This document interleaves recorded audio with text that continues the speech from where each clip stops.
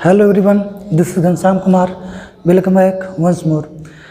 बच्चों, आप लोग इसके पहले क्लास में हम लोगों ने पढ़ा था, जो वॉइस पढ़ रहे हैं यानी एक्टिव से पैसिव वॉइस बनाने के नियम के अंतर्गत हम लोगों ने देखा कि किस प्रकार से ऑब्जेक्ट को हम सब्जेक्ट के स्थान पे सब्जेक्ट को ऑब्जेक्ट के स्थान पे करते हुए और हेल्पिंग वर्ब को चेंज करते हुए वॉइस को बना रहे हैं।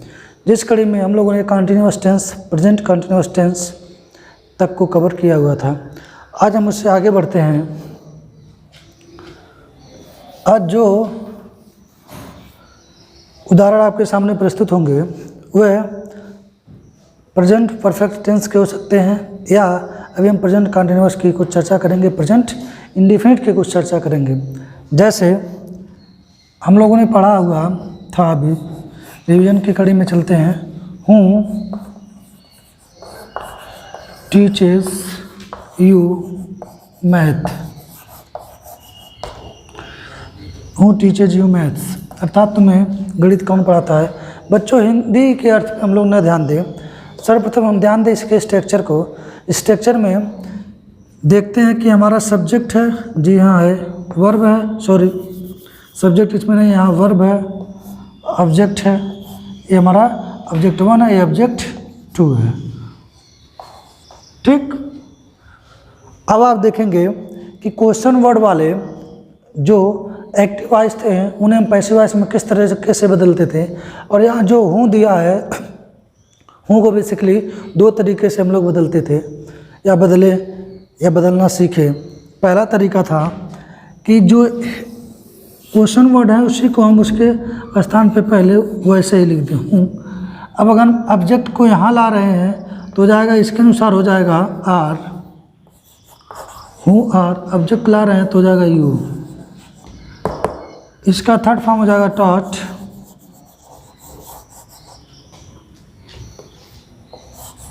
टॉट क्या, मैथ बाई। पहला तरीका तो ये है। अगर हम दूसरे तरीके की बात करें तो हूँ के ऑब्जेक्ट को हम पहले लिख दें, जैसे हम लिख दें बाई हूम। क्या लिख दें बच्चों? By whom. और यहाँ से जो है सब हम लिखते चले जाए, by whom are you taught math question mark. बच्चों, यहाँ जो बाई था हम पहले लगा दिए, हूम को उसका ऑब्जेक्ट कर दिए, तो आप देखेंगे कि ये हमारा एक्टिव से पैसिव वॉइस बन के तैयार हो गया। ये हमारा एक्टिव था, एक्टिव वॉइस, ये हमारा पैसिव वॉइस है। क्या है? Passive voice. इसका दूसरी विधि है पैसिव वॉइस का, यानी एक ही सेंटेंस को हम दो प्रकार से इसको बनाए हुए हैं। चलिए दो एक उदाहरण और लेते हैं, उसके बाद हम आगे आते हैं।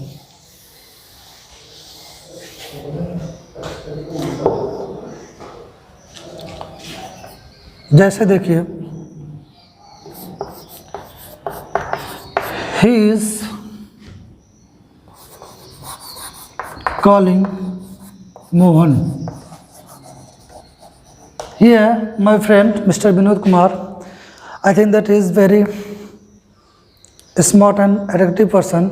He also called Mohan, Sohan, Mr. Divakar, Ghanshamanand and the other people. तो यहाँ हम बुलाने के काम को जारी करते हुए दिखा रहे हैं, तो मैंने लिखा ही इज़ कॉलिंग मोहन। बच्चों, आप देखेंगे ये सब्जेक्ट है, जी हाँ है, हेल्पिंग वर्ब है, बिल्कुल है, मेन वर्ब है, बिल्कुल ही है, सॉरी, और यहाँ पे मोहन हमारा ऑब्जेक्ट है। करते क्या है, मोहन को हम लाते हैं सब्जेक्ट के स्थान पे, तो यहाँ हम लिखेंगे मोहन। क्या लिखेंगे? Mohan. Mohan is. Third other है, आई के साथ एम, बहुवचन के साथ आर और एक वचन के साथ इज। अब यहाँ देखें, आईएनजी होने की वजह से आप लोगों ने स्ट्रक्चर इससे पहले पढ़ा ही है, हम बीइंग लिखेंगे और कॉल का थर्ड फॉर्म हो जाएगा कॉल्ड। क्या हो जाएगा? कॉल्ड। और ये अब एजेंट का काम कर रहा है, बाई ही का हो जाता है हिम। यानी अर्थात इस सब्जेक्ट को उठा करके हम ऑब्जेक्ट के स्थान पे लाते हैं और उससे ठीक पहले बाई का प्रयोग करते हैं। ये हमारा सुटेबल प्रीपोजिशन है और ये आपका पैसिव वॉइस बन के हो गया तैयार।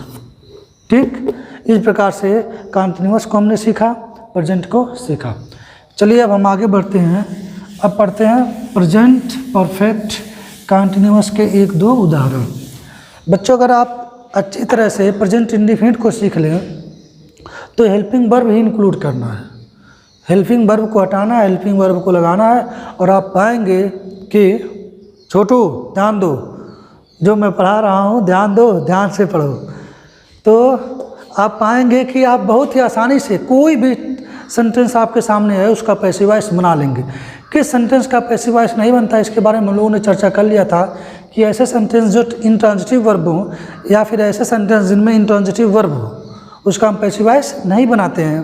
बाकी अगर ट्रांजिटिव वर्ब है उसमें तो हम उसका पैसिव वॉइस बनाते हैं। चलिए अब अगला उदाहरण लेते हैं हम। अब आपके सामने हम लिखेंगे, जरूरी नहीं है मैं प्रेजेंट परफेक्ट टेंस की बात कर रहा हूँ तो मैं प्रेजेंट परफेक्ट टेंस का ही दूँ। मैं अगर यहाँ पढ़ा रहा हूँ आइस तो मैं कोई भी सेंटेंस लिखूँगा, आप समझ जाइएगा कि ये सेंटेंस की पहचान हम लोगों ने पढ़ लिया कि कौन से टेंस में है, उसके अनुसार आप हेल्पिंग वर्ब का यूज करते हुए चले जाएंगे। तो चलिए देखते हैं नेक्स्ट। मैंने लिखा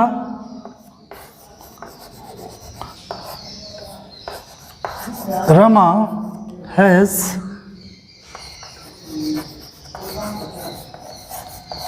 completed her work। तो बच्चों ये आपका सब्जेक्ट हेल्पिंग वर्ब बहुत अच्छी तरह से पहचान लिए। वर्ब यानी मेन वर्ब, ये हमारा हो गया ऑब्जेक्ट। अब जैसे हैज़ हैव के साथ वर्ब की थर्ड फॉर्म आ गई, आपके मस्तिष्क में घंटी बजा क्या कि ये प्रेजेंट परफेक्ट टेंस है। क्या है? Present perfect tense. ये प्रेजेंट परफेक्ट टेंस है। तो प्रेजेंट परफेक्ट टेंस आप पढ़े होंगे कि पैसिव वॉइस का जो रूल है उसमें हैव हैज के साथ बिन का भी प्रयोग होता है। तो लाइए हम इसको यहाँ लाते हैं, हो जाएगा her work has been completed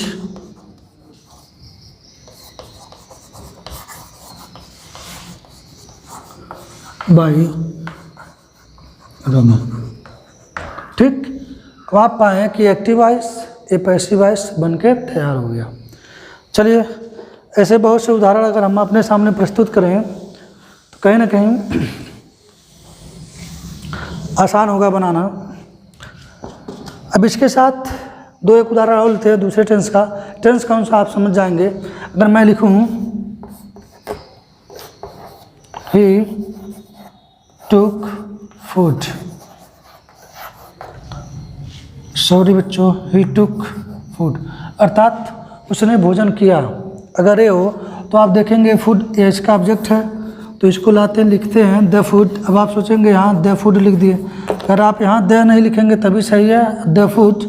अब यहाँ देखिए टुक वर्ब की सेकेंड फॉर्म, सेकेंड फॉर्म होने के कारण ये पास्ट इंडेफिनिट है, और पास्ट इंडेफिनिट का जो एक्टिव से पैसिव वॉइस है उसकी हेल्पिंग वर्ब होती है वाज वेयर। तो द फूड के साथ हम लिखेंगे वाज। क्यों वाज लिखेंगे? क्योंकि आपका मटेरियल नाउन है, मटेरियल नाउन हमेशा सिंगुलर सब्जेक्ट के अंतर्गत आते हैं। तो हो गया फूड वाज। अब टुक का थर्ड फॉर्म होता है टेकन। क्या होता है? टेकन। या प्रीपोजिशन ही का क्या आ जाएगा? हिम। क्या हो जाएगा? हिम। ठीक, तो आपने देखा किस प्रकार से और कितनी आसानी से अगर हम सेंटेंस को पहचान ले रहे हैं कि किस टेंस में है और उसी के हेल्पिंग वर्ब का यहाँ हम प्रयोग कर दे रहे हैं, तो आपका एक्टिव से पैसिव वॉइस आसानी से बन जा रहा है। चलिए दो एक उदाहरण और लेते हैं, खास करके इंट्रोगेटिव सेंटेंस के। जैसे why did you not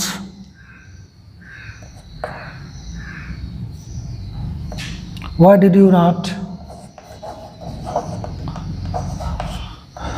choose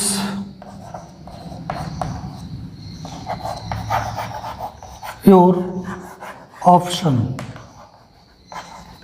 बच्चों मैंने लिखा Why did you not choose your option? आप देखेंगे यहाँ did, did do का क्या है? सेकेंड फॉर्म है did। जैसे did आया आप जान गए पास्ट इंडेफिनिट टेंस। और यहाँ देखिए वर्ब ये हमारा हो गया ऑब्जेक्ट ऑब्जेक्ट आ गया, इसके स्थान पर हो जाएगा, सॉरी, सबसे पहले हम वाई को लिखेंगे। वाई योर ऑप्शन है, योर ऑप्शन है ना कि ऑप्शंस, तो हम यहाँ लिखेंगे was. Why was your epsilon naught chosen bye you. ठीक बच्चों, बहुत ही आसान है, बहुत ही आसान है एक्टिव से पैसिव बनाना। ठीक, और इससे भी आसान है वो गाना सुनना जो दबंग में गाया गया है, तेरे मस्त मस्त डाट डाट डाट। ठीक, उसका उल्टा पैसिव वॉइस, पहले सीधा एक्टिव वॉइस, उल्टा पैसिव वॉइस, सुन लेना जरूर एक बार। और ये ठीक उसी प्रकार से ये सीधा चल रहा है, उधर से उल्टा आ रहा है। हेल्पिंग वर्ब चेंज कर दिए, वर्ब की थर्ड फॉर्म लिखे तो पैसिव वॉइस तैयार। चलिए आगे बढ़ते हैं। ये जो बैठा हुआ है ना, ये बहुत हंस रहा है, थोड़ा काबू काबू, पढ़ाई में ज़्यादा मटरगस्ती नहीं। अब आगे आते हैं, चलिए दो एक उदाहरण के साथ जो हम रूल है उसको लिखना समझना बताएंगे। एक और लेते हैं, जैसे मैंने लिख दिया, he was solving my problem. अब आपको वाज वेयर देख करके ही पता चल गया होगा कि कौन सा टेंस है। जी हाँ, पता चल गया। तो माई प्रॉब्लम को हम लाते हैं, इधर हो जाएगा my problem was being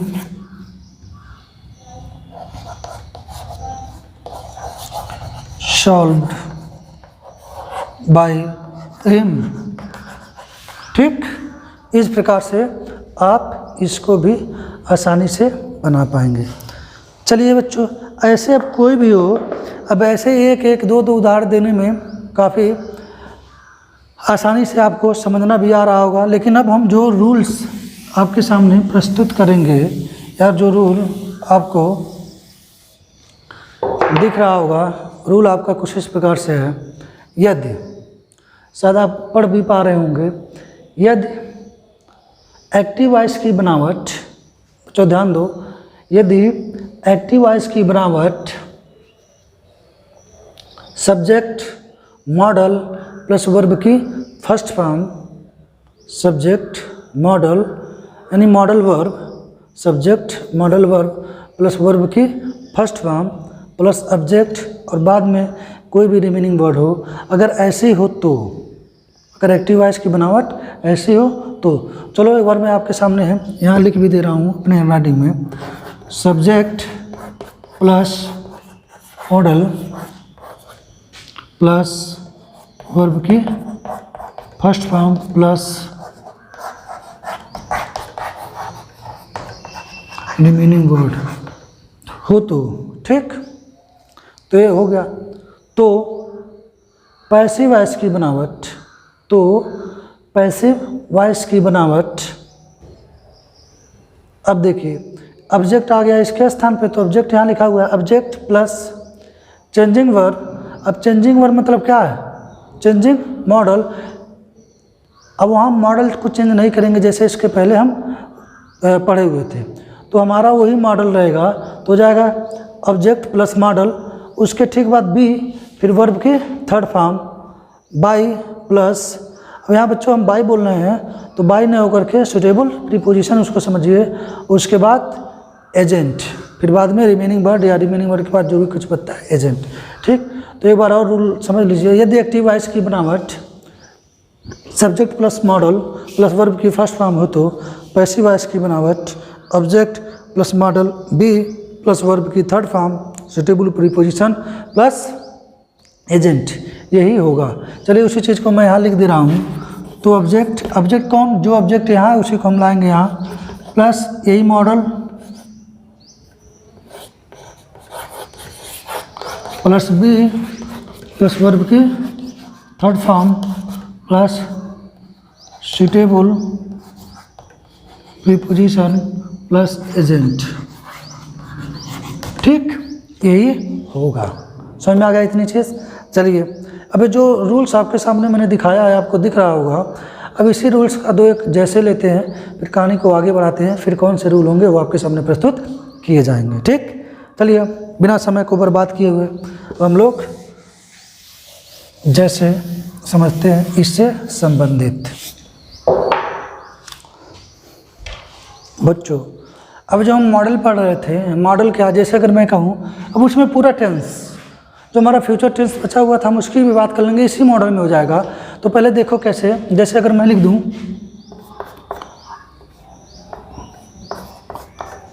I शैल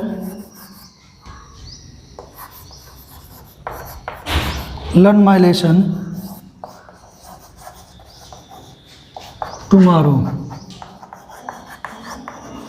ठीक, I shall learn my lesson tomorrow. ठीक, ये आपका क्या है, शैल। आपको दिख रहा होगा कि फ्यूचर इंडेफिनिट टेंस है, तो फ्यूचर इंडेफिनिट है तो क्या मॉडल है ना, फ्यूचर इंडेफिनिट टेंस है तो क्या मॉडल है ना। मॉडल शैल आता है, कैन आता है, मे आता है, मे माइट आता है, विल आता है, वुड आता है, मस्ट आता है, बहुत से ऐसे जो कुल 13 मॉडल हैं वो हम सब की बात कर रहे हैं, वो मॉडल समझ में आ रहा है। चलिए तो आप पाएंगे माई लेसन ये हमारा ऑब्जेक्ट है, तो जाएगा माई लेसन। अब देखो बच्चों यहाँ शैल था तो यहाँ क्या हो जाएगा विल, क्यों, क्योंकि माई लेसन है। बहुत बच्चे सोच रहे होंगे सर मैं शैल लिखूँगा, कोई दिक्कत नहीं है, लेकिन आप देखेंगे कि आई के और वी के साथ हम किसका प्रयोग करते हैं, शैल का, बाकी के साथ विल, तो यहाँ लिखेंगे बी, क्या लिखेंगे बी। अब लर्न का थर्ड फॉर्म होता है लंच,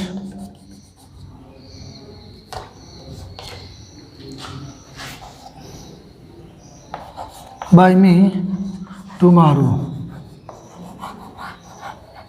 ठीक, my lesson will be learnt by me tomorrow. समझ में आ गया बच्चों, ये हो गया। चलिए दूसरा उदाहरण लेते हैं।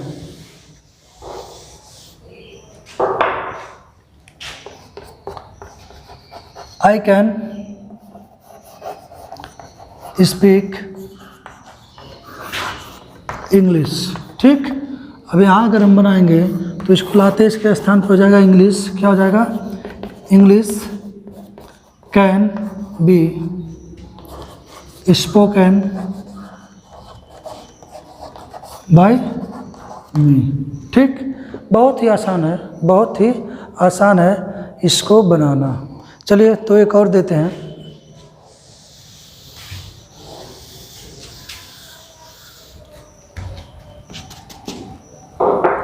अगर मैं लिखूं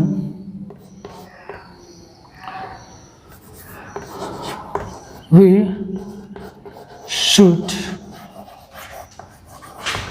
हेल्प द पुअर। बच्चों we should help the poor, the poor को हम लाते हैं यहाँ तो जाएगा पुअर शुड बी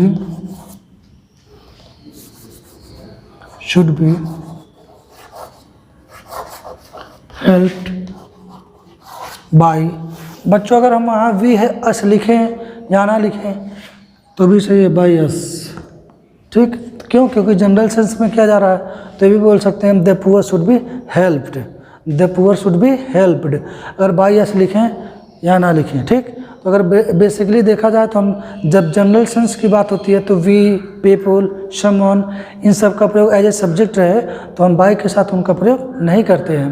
लेकिन आपको समझाने के लिए मैं पहले तरीका बता रहा हूँ कि किस प्रकार से हम पैसिव वॉइस बनाते हैं, उसके बाद हमको बाय अस, बाय पीपल, ये सब लगाना अपने आप खुद समझ जाएंगे कि कहाँ किसका प्रयोग करें कहाँ नहीं।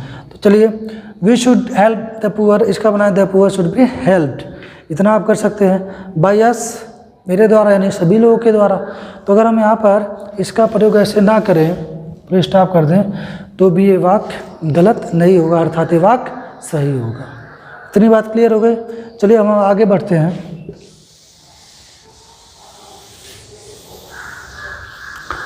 अब आगे बढ़ने के सिलसिले में अब आपको सामने दिख रहा होगा ये रूल क्या है, यदि एक्टिव वॉइस की बनावट मॉडल प्लस हैव, ध्यान दीजिए, यदि एक्टिव वॉइस की बनावट modal plus have plus yes verb की third form plus subject plus remaining word हो तो पैसिव वॉइस की बनावट हो तो पैसिव वॉइस की बनावट। अब दिख रहा होगा बच्चों आपको, ऑब्जेक्ट हम लाएंगे इसके स्थान पे object plus modal plus have plus been verb की third form plus suitables preposition plus agent, ये होगा। ठीक, समझ में आ रहा है? चलिए एक बार और आप ध्यान से देख लें। यदि एक्टिव वॉइस की बनावट सब्जेक्ट प्लस मॉडल प्लस है प्लस वर्ब की third form plus subject plus remaining word हो तो पैसिव वॉइस की बनावट object plus modal plus have been plus verb की third form plus suitable preposition plus agent होगा। ठीक, इतना समझाया। जैसे कि बात करें, आप लोग पढ़े होंगे यू विल हैव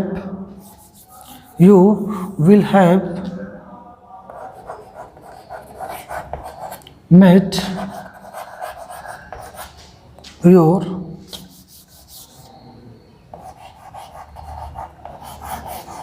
मैप। तुम अपना नक्शा बना चुके होगे, सेंस होगा तो जगह योर मैप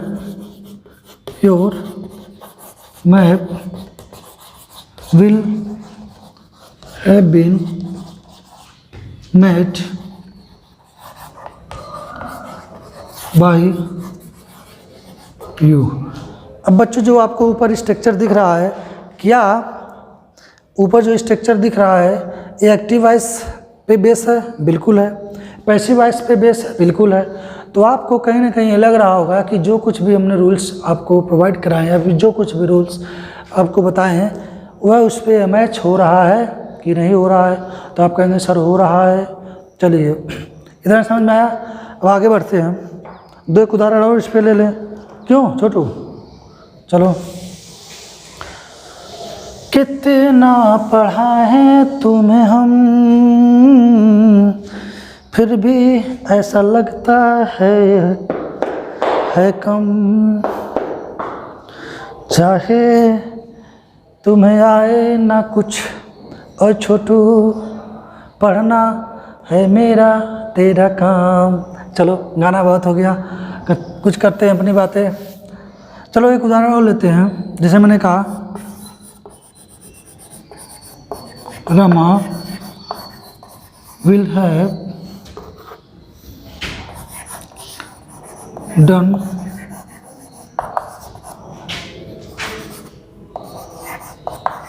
दैट वर्क।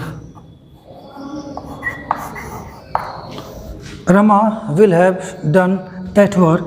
तो बच्चों हो जाएगा दैट वर्क, पहले हम उसको लाते हैं इधर, हो जाएगा दैट वर्क। ठीक, will have been done by, बहुत सुंदर, डन बाय, शाबाश रमा। ठीक, अब मुझे ऐसा लग रहा है, अंदर से भी ये फीलिंग्स आ रही है कि जितने लोग हो सबके सबको ये समझ में आ रहा होगा।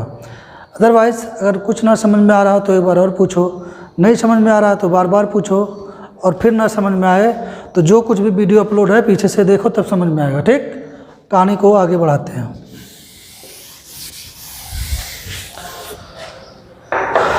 चलिए अगर मैं लिखूं दूसरा कोई,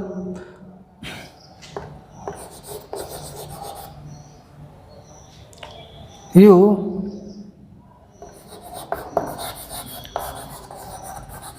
विल हैव, बच्चों थोड़ा चेंज करते हैं, Y will you have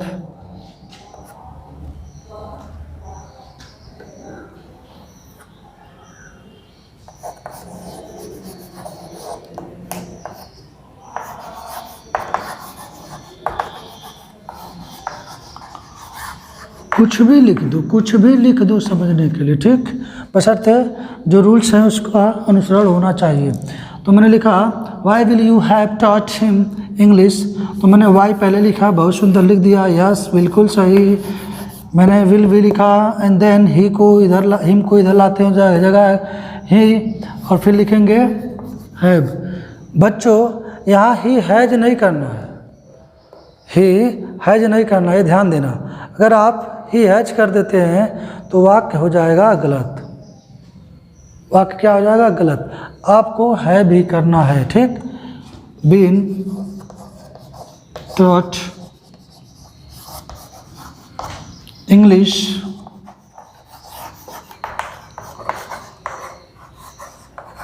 by you, ठीक। समझ में आ गया।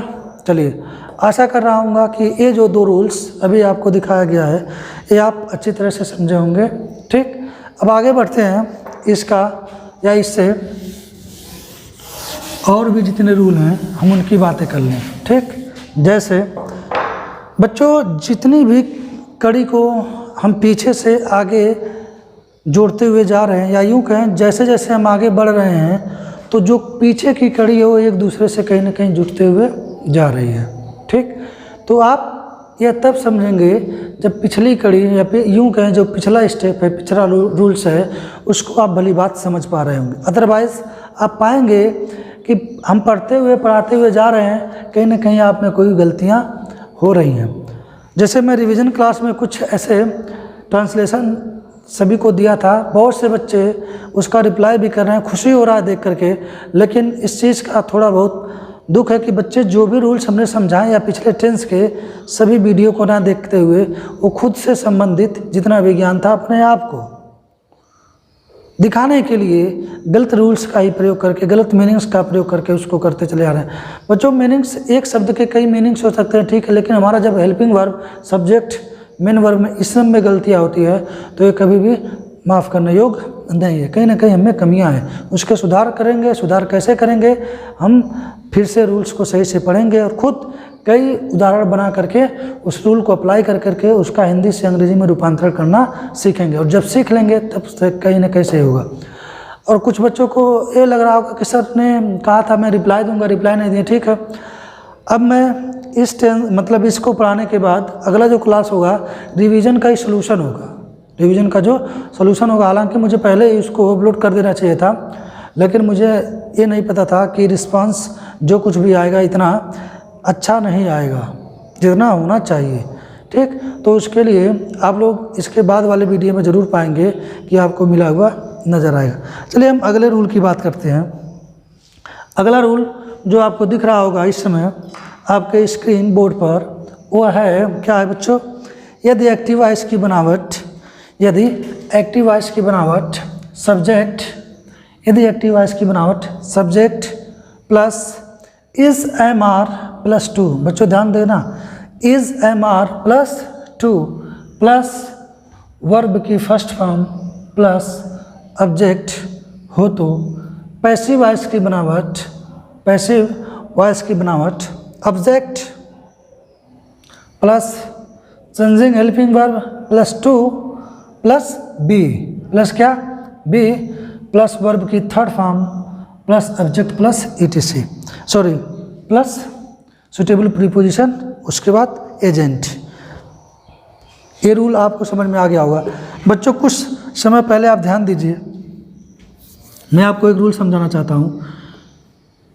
मॉडल हमने भी पढ़ा है, मॉडल, मॉडल हमारे कितने हैं? कई हैं। हम एक उदाहरण लेते हैं कैन को। बच्चों कैन के बाद देखो, इसका मतलब के बाद हम कभी भी 2 प्लस वर्ब की फर्स्ट फॉर्म का प्रयोग नहीं करते हैं,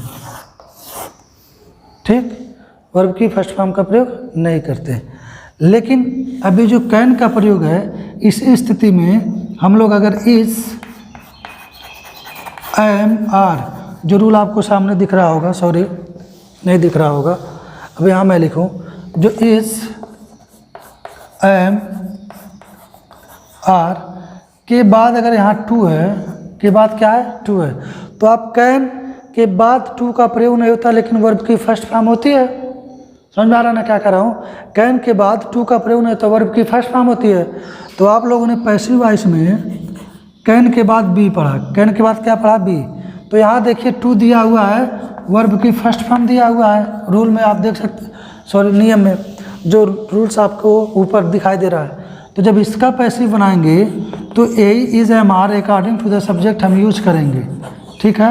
हम टू भी लिखेंगे, सॉरी टू भी हम लिखेंगे, लेकिन ठीक उसके बाद हम क्या लिखेंगे, बी। और जैसे बी लिखते हैं बच्चों वर्ब की थर्ड फॉर्म, ना कि फर्स्ट फॉर्म। समझ में आ गया।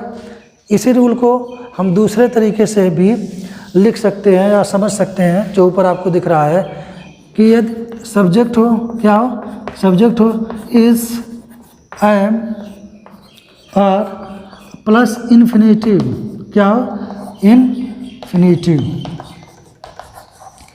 प्लस ऑब्जेक्ट या कुछ भी दूसरा ऑब्जेक्ट हम रख सकते हैं, ठीक। तो इन्फिनेटिव का मतलब बच्चों आप जानते हैं कि वर्ब से पहले टू का प्रयोग, वर्ब से पहले किसका प्रयोग, टू का प्रयोग। और वही चीज़ रूल में देखिए, वही चीज़ लिखा हुआ है इज एम आर के बाद टू प्लस वर्ब के फर्स्ट फॉर्म।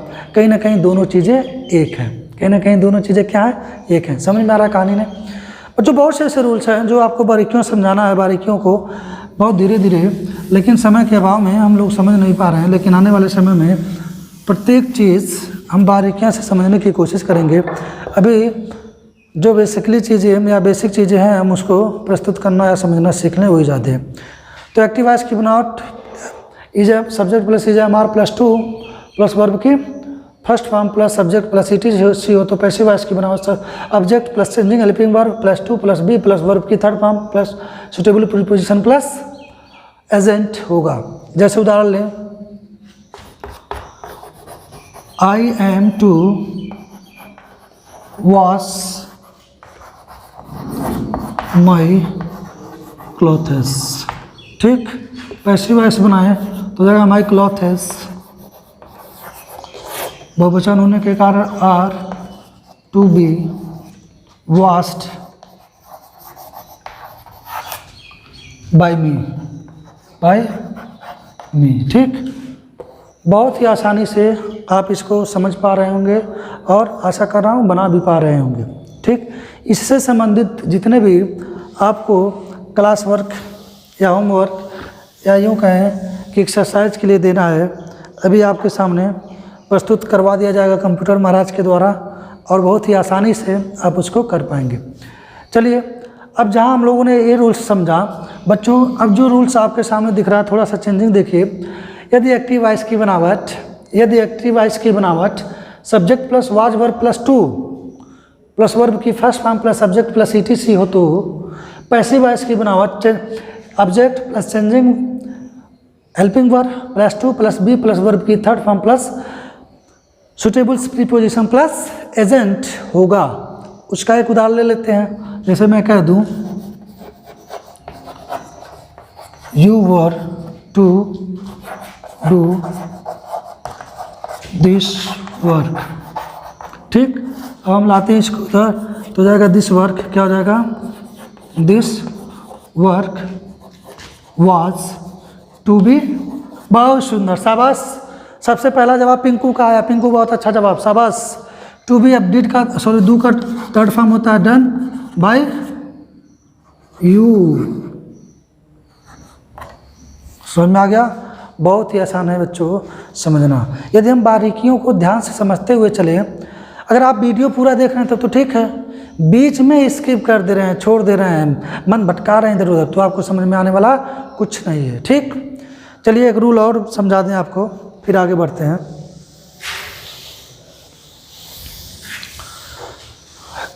मुझे तो पढ़ाने में मज़ा आ रहा है, आपको पढ़ने में मज़ा आ रहा है नहीं आ रहा है, आप ज़रूर इसके बारे में मुझे बताएंगे। और जो कुछ भी आपके सामने मैं प्रस्तुत कर रहा हूँ, यानी जो कुछ भी आपके सामने परोस रहा हूँ कि आप लोग लीजिए इसको, खाइए, स्वाद बताइए, तो आप उसको जब पूरा खाएंगे तभी स्वाद बता पाएंगे, अन्यथा यूजलेस है आपके लिए। बच्चों कोई चीज़ जब आपके सामने आए तो खुद को ज़्यादा एक्स्ट्राऑर्डिनरी माइंड बनने की ज़रूरत नहीं है। हाँ आपको आता है, लेकिन उस पर और अच्छी कमांड बनाना है, क्योंकि परीक्षा के समय लोग ऐसा कहते हैं कि आई हुई चीज़ें भी भूल जाती है, लेकिन जब आप गुरु की बात को समझेंगे, मानेंगे, तो कहीं ना कहीं कुछ बातें तो याद रहेगी रहेगी, और आप परीक्षा में दिए हुए प्रत्येक प्रश्न को तोड़ सकेंगे, ठीक। पहले हम प्रश्न को समझना सीखें, फिर उसको तोड़ना आसान हो जाता है। चलिए आपके सामने प्रस्तुत हो रहा है कंप्यूटर महाराज, अगला रूल दिखाया जाए बच्चों को। यस, अगला रूल है बच्चों, यदि एक्टिव वॉइस की बनावट subject plus have has plus to plus verb की फर्स्ट फॉर्म हो के साथ ऑब्जेक्ट भी दिया हुआ हो, तो पैसिव वॉइस की बनावट object plus changing helping verb plus to plus be plus verb की third form plus by plus suitable preposition plus agent होगा। जैसे अगर हम बात करें, अगर मैं कह दूं you have to learn your lesson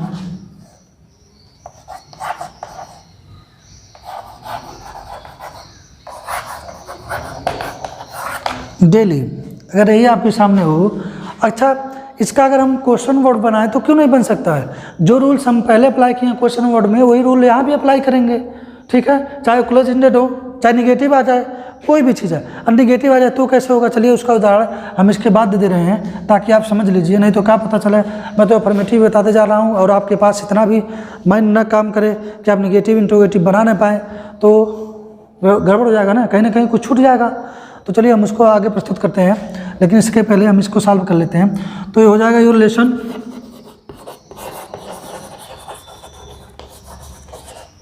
has to be learned by you daily, by you daily. ठीक बच्चों, अगर बच्चों इसी का निगेटिव हो यू, अगर ये निगेटिव हो यू हैव नॉट, देखो बच्चों ऐसी स्थिति में अब इसी को हम दूसरा बना दें थोड़ा आपको समझाने के लिए, ताकि थोड़ा चेंजिंग करेंगे तो शायद आपको समझ में आ जाए। You have not, you have not, तो इसमें देखिए हैव के बाद नॉट लगा है, तो यहाँ भी हम हैज के बाद ही नॉट का प्रयोग करेंगे, तो जाएगा your lesson has not to, समझ में आ गया? Has not to be learned by you daily, इतना समझ में आ गया? बहुत सुंदर बच्चे। क्या है कि यदि हम किसी काम को शुरू करें ना, तो शुरू करने में जितना समय लगता है खत्म होने में उसे समय नहीं लगता है।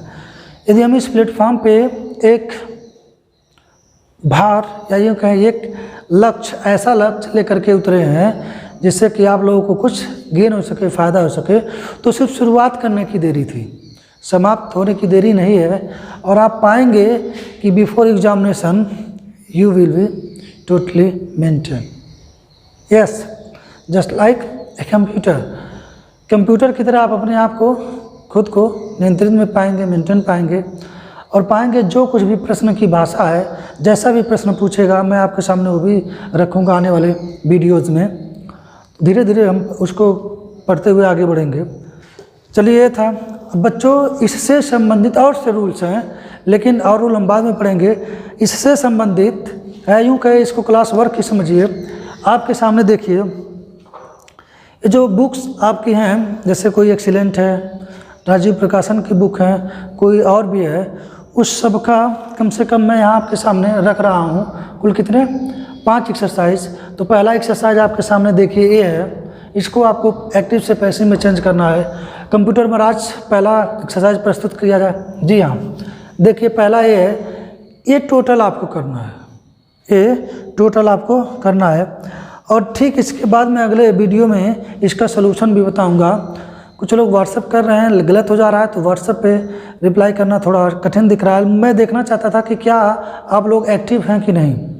आप लोग सलूशन कर करके इसका जो एक्सरसाइज आपके सामने जो दिख रहा है, ठीक, इसका सलूशन मेरे व्हाट्सएप पे मुझे सेंड करेंगे, और जो गलतियां होंगी मैं आपको अगले वीडियोज़ में सब सलूशन के साथ आपके सामने रख दूंगा। ठीक, आपके सामने लिखा हुआ है, मेरी हैंडराइटिंग में लिखा हुआ आपको मिलेगा प्यारे बच्चों। ठीक, चलिए अब दूसरा एक्सरसाइज प्रस्तुत किया जाए। जी हाँ, दूसरा आपके सामने ये रहा, इसको भी आपको करना है। ठीक, चलिए नेक्स्ट देखिए, तीसरा आपके सामने है 1 2 3। ये पहले आज आपको करना है, फिर अगले क्लास में हम अगला एक्सरसाइज आपके सामने प्रस्तुत करेंगे, ठीक। और यदि आपको नहीं समझ में आ रहा है तो आप ज़रूर मुझे बताएं और मैं कोई भी रूल्स जो आपको नहीं समझ में आया उसको और बेहतर तरीके से समझाने की कोशिश करूँगा, ठीक है। चलिए ठीक है, आप लोग जुड़े रहिए मुझसे, जुड़े रहिए खुद को मुझसे और मैं जुड़ा रहूँगा आपसे। मिलते हैं अपने अगले एपिसोड में और तब तक के लिए देखते रहिए G for grammar with Ghanshyam Kumar. Have a nice day, bye bye, खुश रहिए, मुस्कुराते रहिए।